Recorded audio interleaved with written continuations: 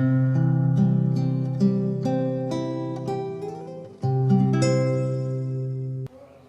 Honourable the Member for Stephenville-Port. Thank you, Madam Speaker, and it's a pleasure to rise and speak today to Bill 27, an act to amend the law respecting the statutory offices of the House of Assembly, as the Government House Leader introduced earlier today. Again, basically, we're just looking at streamlining some of the processes here, and part of that is a direct result of the bill, which seen its third reading last night, Bill 1, the Independent Appointments Commission. And as the Government House Leader alluded to as well, so there's basically 6 offices that we're looking at kind of streamlining right now. And the whole reason behind that is because they came into act at very different times, with the Auditor General being dating back to 1898, to the ATIP officer to 2015. So at various different times, these pieces of legislation were introduced, and right now the whole objective is just to look at streamlining some of the provisions in those pieces of legislation, particularly around the terms of office, removal, suspension, salary, as alluded to, we're looking to streamline as well. And currently, each separate piece of legislation addresses each statutory officer, but it's the various provisions in which change in each piece of legislation.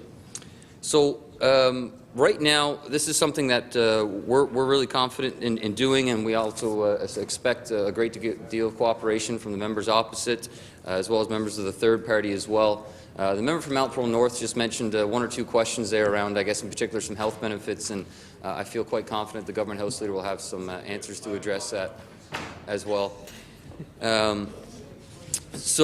Again, we're just in an action of openness and transparency. We're basically just looking to streamline all these pieces of legislation to make sure they're in line, and that one different act doesn't take away from another, particularly around terms of office, salary, and appointments. And right now, again, in particular due to the implementation of Bill 1, which again just passed for third reading last night.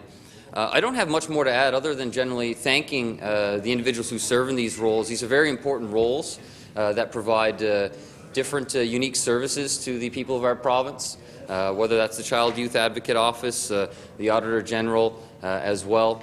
And again, in terms of each of these areas, the whole role of advocacy, the Office of the Citizens Representative, the Chief Electoral Officer and Commissioner for Legislative Standards. These are very important roles, and they need to be treated with a high degree of integrity.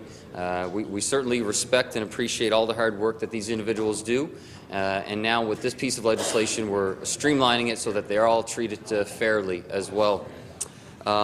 Other than that, Madam Speaker, I don't really have much more to add to the bill. As I briefly mentioned there, I believe we're expecting a great deal of cooperation, as members opposite have indicated as well.